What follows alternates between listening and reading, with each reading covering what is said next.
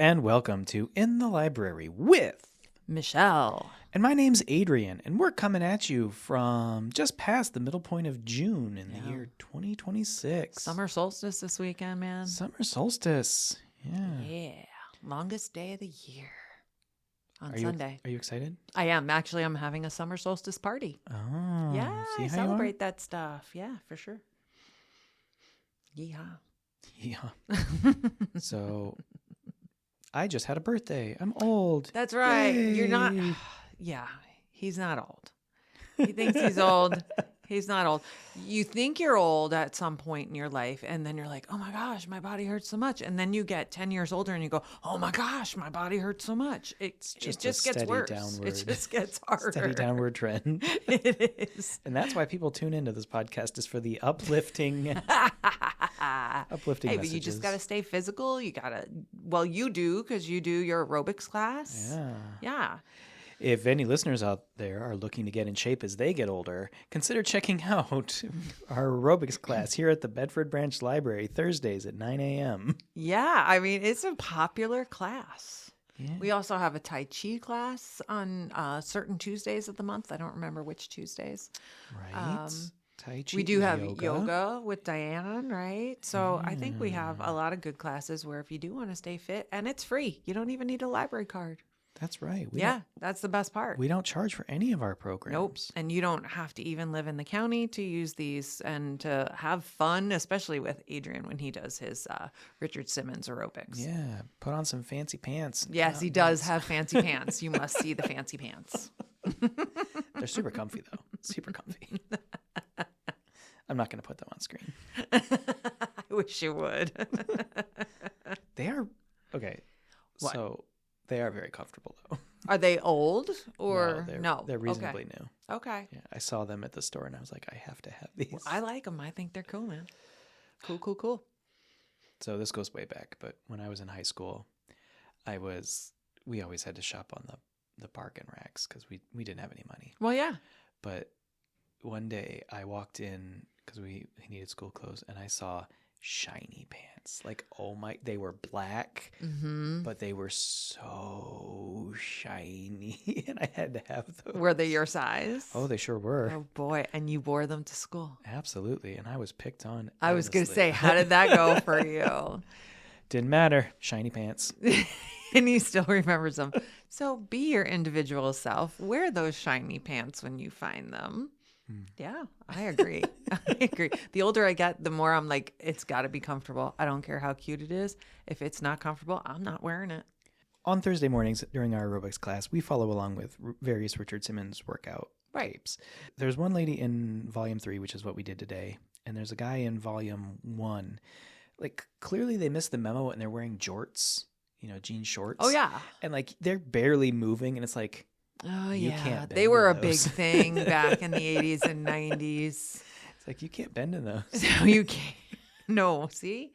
You can't do that kind of stuff in those clothing. Yeah. So Shame on them. I'm all about the comfort. I don't know about you. Anyway, that's neither here nor there. I know. We are here to talk about... Do you remember what I said I was going to talk about? Oh, wait.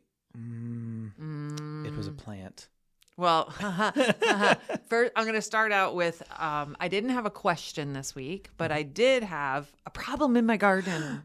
Bum, bum, bum. So I figured if I'm having this problem, I'm sure tons of other gardeners are having this problem as well. Probably. Yeah. So because we've had a lot of rain all spring, not recently, okay? It did dry out.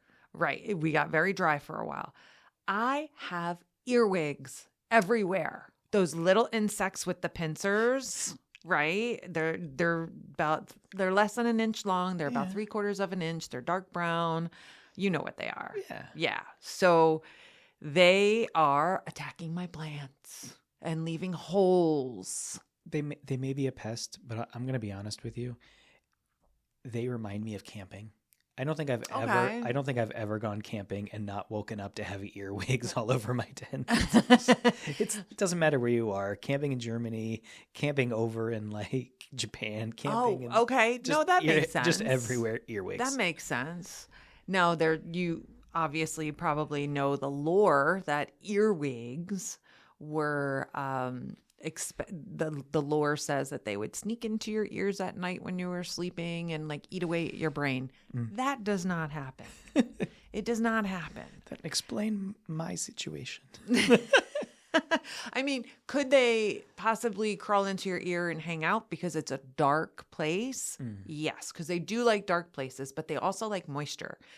Could they think your ear is a cool place to hang out for a little while? Possibly.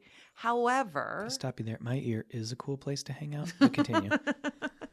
However, they are not going to burrow into your brain, okay? That is all falsehood. So just so we're clear, they do not do that, but that's one of the reasons why they got their name. Poor things. Yeah, poor things that I want out of my garden. Get out of my garden. So here's the thing. They leave ragged, irregular holes on your leaves, and sometimes they skeletonize it where they only leave the veins on your leaves. And that obviously makes your plant look terrible. And it also can affect the productivity of your plants. And they do eat some fruits. They eat soft fruits like strawberries, nectarines, peaches. They'll eat things like that. So they can be damaging to your crops. So that's the problem I'm having. So I did do some research. And one of the things is they love dark, damp places. So after this rain, we're going to have probably a lot of earwigs.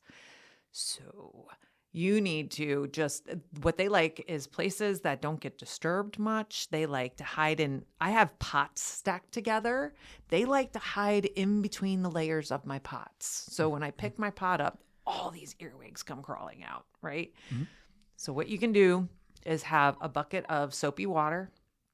So if you do come across something like that, you take it, you shake them into the bucket, or you can dump whatever it is that you have that has earwigs all over it and put them into the soapy water, and then they will face their demise because you really can't locate them. There's really not much you can do. So you gotta kind of get rid of them. I don't like killing creatures, but they can be a big hazard, but they're not hazardous to humans health-wise. Possibly they could nip you with their pincers if you sit on them, or they get stuck in clothing, something like that, but they're not harmful to humans. They are, however, harmful to our plants. So I've been struggling with this. So I'm making a little dish of soy sauce. They like soy sauce. I'm doing equal parts soy sauce and oil, and I'm digging a shallow hole in the ground in areas that I know that they are at. And I put a dish in there where it's kind of flush against the ground so that they can kind of crawl into it easy.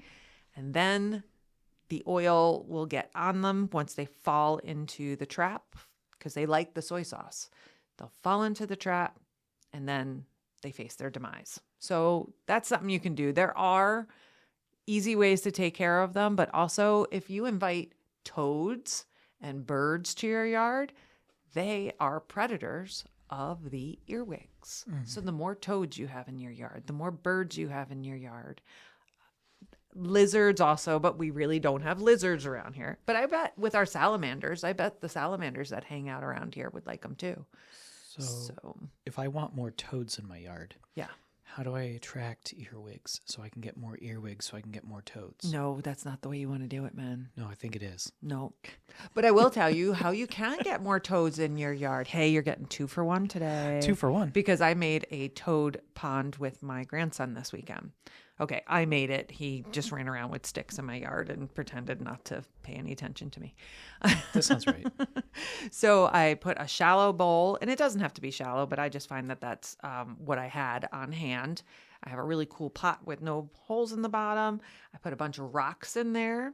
I put a bunch of plant material in there, water.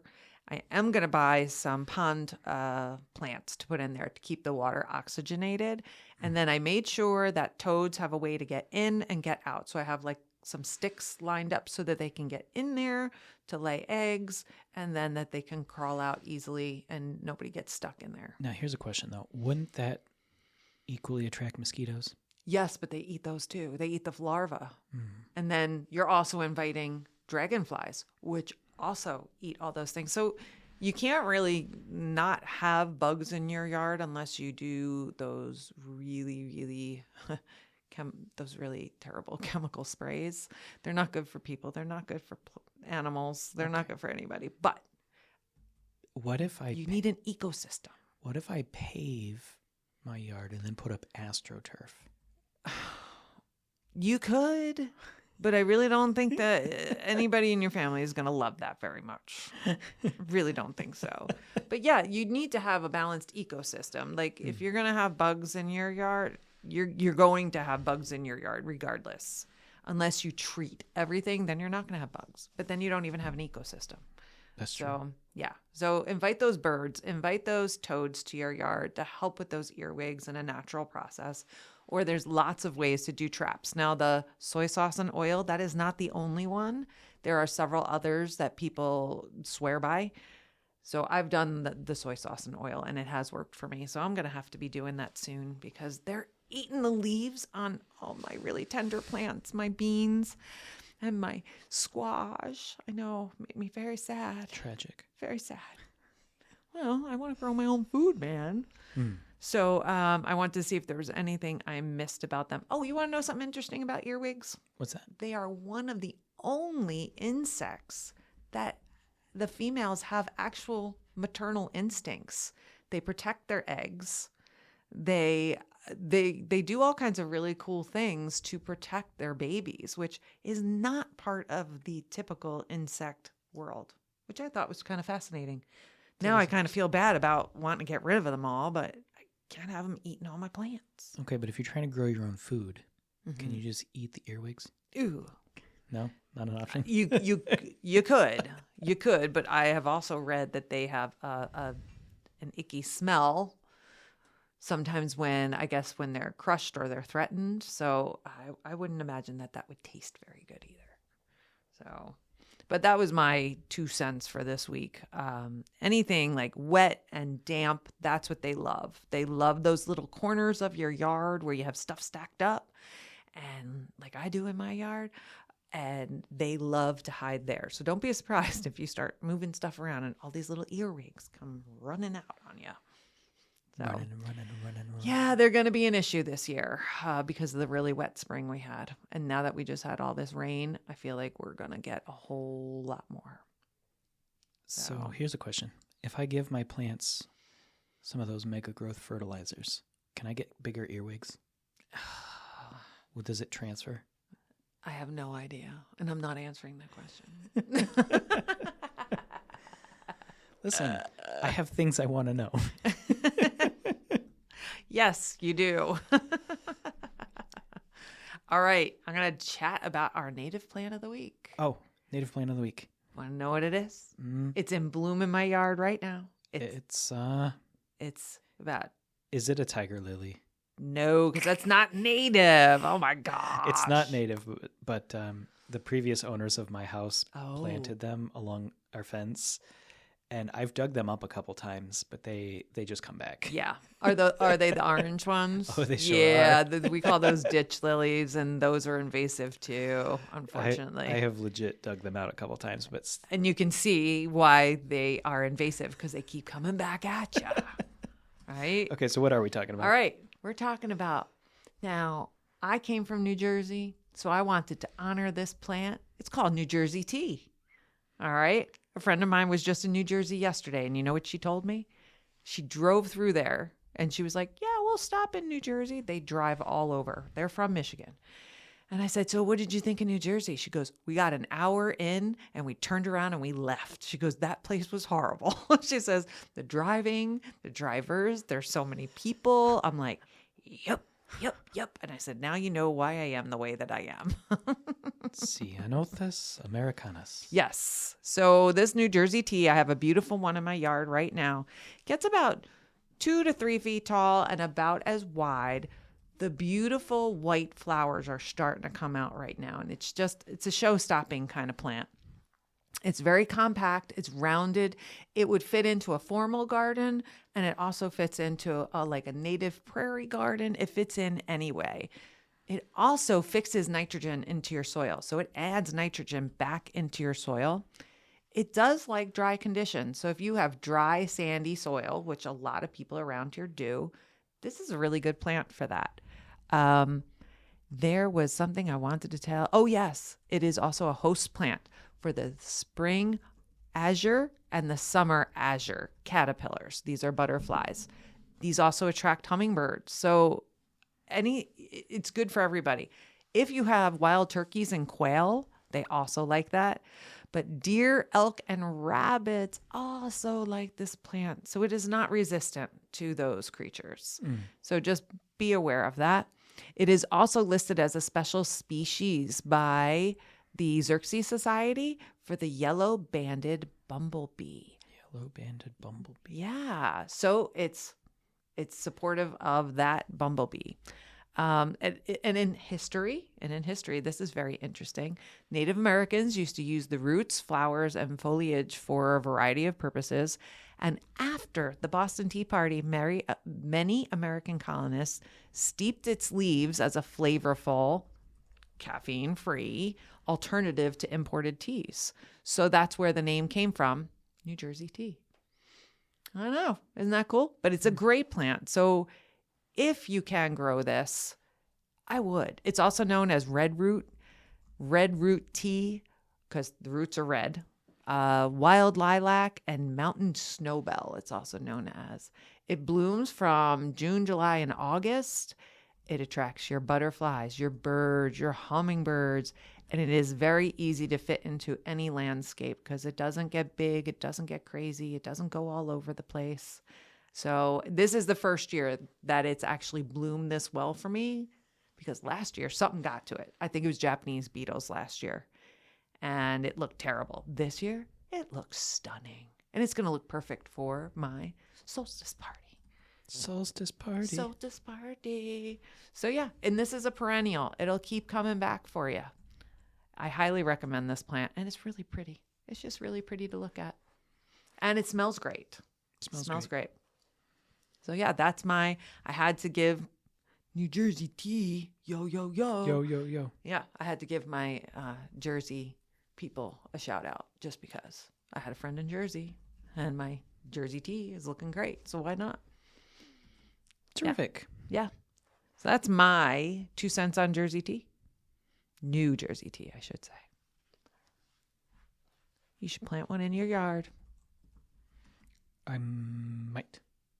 Hey, did you ever put in butterfly stuff? I've got a couple little tiny milkweeds. Okay.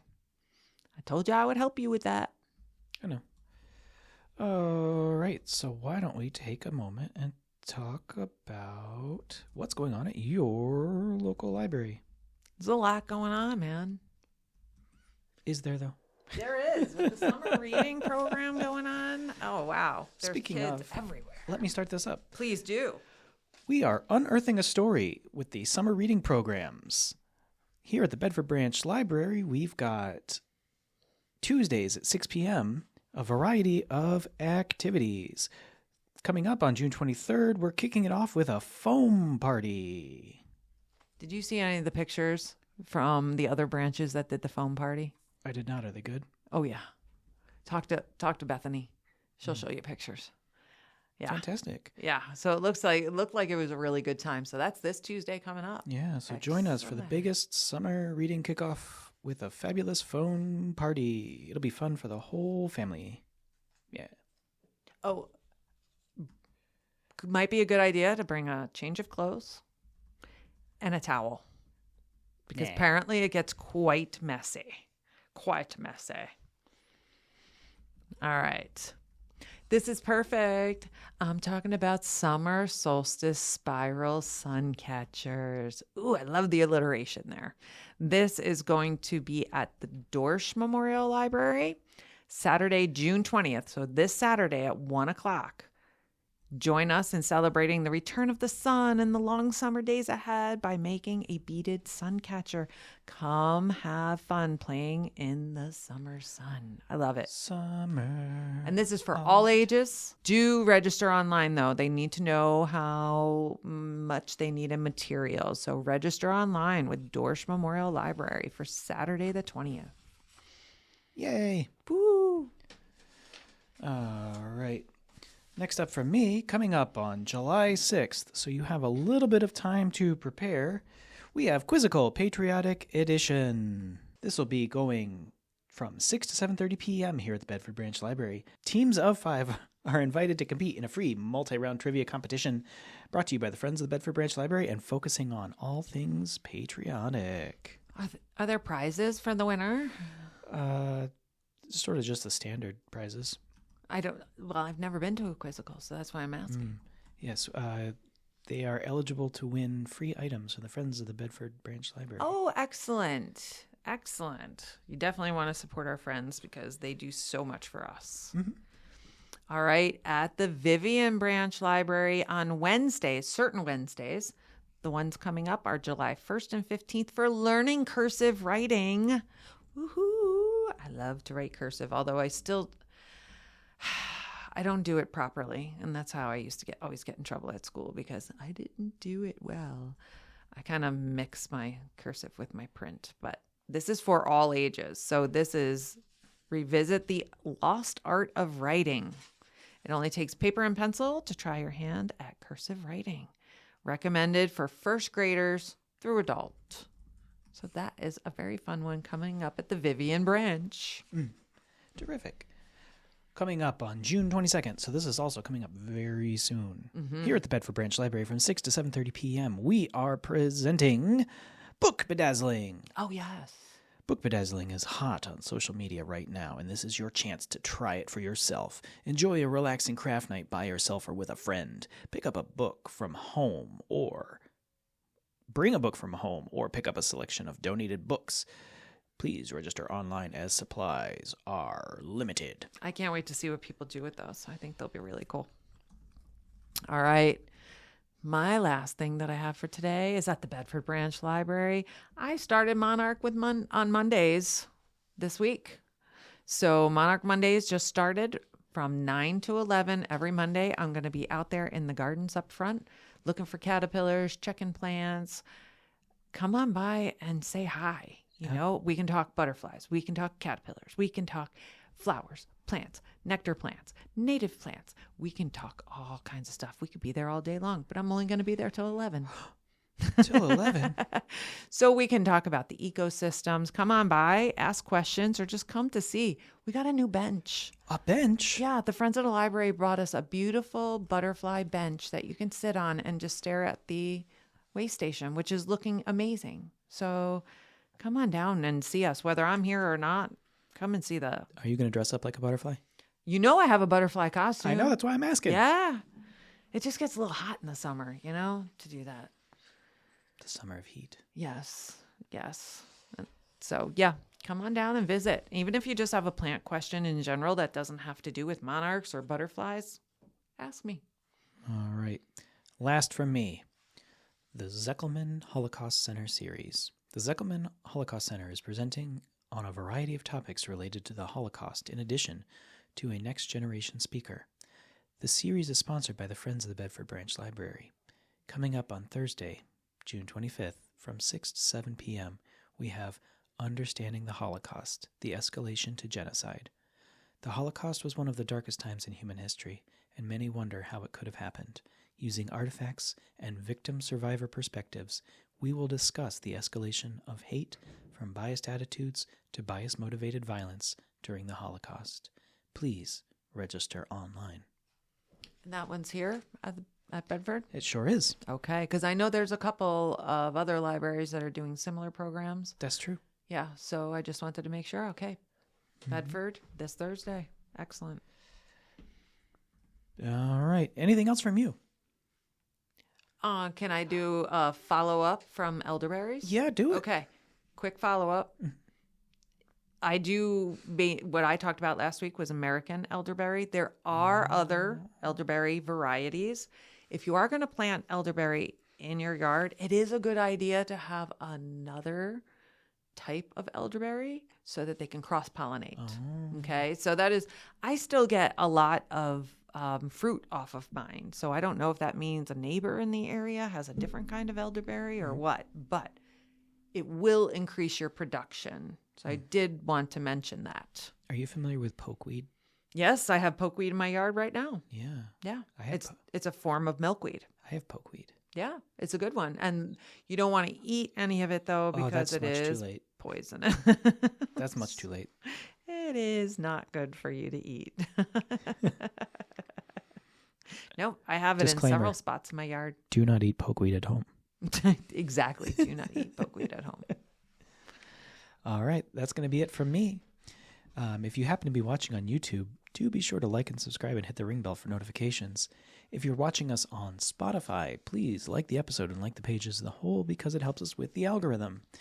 And otherwise, we hope you have a great day and stay reading this summer. Yes. This has been In the Library with Michele. And I'm Adrian. Thanks for watching.